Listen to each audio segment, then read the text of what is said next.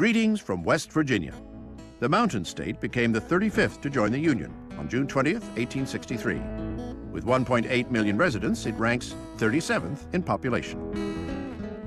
When I've been given assignments to be a dad, I draw on my father, so it really is very specifically from West Virginia, because I do my dad, and however he was, that's how it comes out. West Virginians pride themselves on being down to earth, but every October they float above it, when the new River Gorge Bridge becomes the base jumping capital of the world on Bridge Day. The event attracts over 300 jumpers willing to brave the 876-foot drop. West Virginia has other attractions you won't find anywhere else. One example, the Coal House in White Sulphur Springs, built with 30 tons of anthracite coal. Even the barns here have added value. In 1908, West Virginia saw its first outdoor advertising, promoting mail pouch tobacco. The state's greatest claim to fame, however, rests in its origin. West Virginia is the only state in the Union that was actually born out of the conflict of the Civil War. Originally, of course, we were part of Virginia during the founding of the nation. But the conflict between Eastern and Western Virginia began long before the Civil War. There was a difference in the lifestyle and the culture in the western counties. While there was slavery in the West, it was never as profitable in the western counties as it was in the coastal regions of Virginia. So consequently, there was almost an inherent friction between the east and the western regions of Virginia. When Virginia seceded from the Union, the mountain folk of the western counties saw a golden opportunity. West Virginians are proud of saying that seed from Virginia rather than seed from the Union. It was an audacious maneuver that required some deft sleight of hand. To satisfy the U.S. Constitution, statehood proponents had to obtain permission from Virginia. But Virginia was no longer part of the Union. So the western county residents created the reorganized government of Virginia. They subsequently gained consent from that body in Charleston instead of the pro-Confederate government based in Richmond. There had to be a new government of Virginia recognized at the federal level.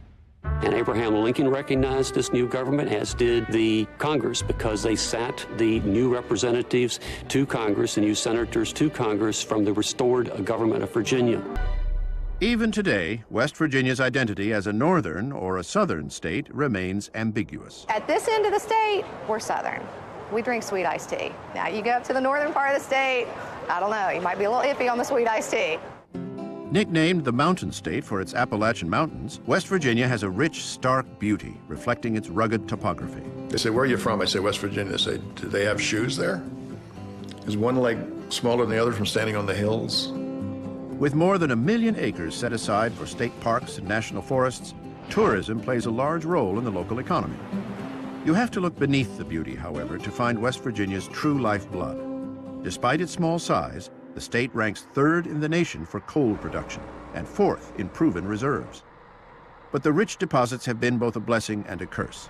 The coal industry has left scars on the land, as well as on the miners and their families. Miners lived in company towns.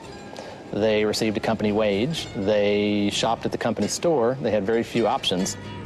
One of the most infamous confrontations between miners and management took place at Mattawan in 1921. After years of escalating tensions over working conditions and wages, the miners tried to join the United Mine Workers of America. The murder of a sympathetic police chief named Sid Hatfield by pro-management thugs brought things to a head. That incident really is the powder keg that ignited the Battle of Blair Mountain. That was on August 1st of 1921. By the 3rd week of August 1921, thousands, and some would say as many as 10,000 or more miners began to assemble along the Kanawha River in southern West Virginia near Charleston in an attempt to avenge Sid Hatfield's death. The violence lasted 9 days, leaving some 20 dead and hundreds injured on both sides. Finally, federal troops were sent in to restore order. And there were reporters from some of the major newspapers in New York and elsewhere who came to cover the events as if they were covering a war. At least 1,200 miners were indicted for anything from murder to treason against the state. Most were either acquitted or had the charges dropped. The Battle of Blair Mountain is significant on a number of fronts. It's regarded in many labor history circles as being the largest armed march, or insurrection, if you will, in America since the American Civil War. It's a watershed event that signifies the beginning of the change of the Guard, sort of a new era in Union organizing that would come in the 1930s. Coal mining continues to play a key role here in both the economy and the lives of the people. Look here, I'm talking about America, sweet America.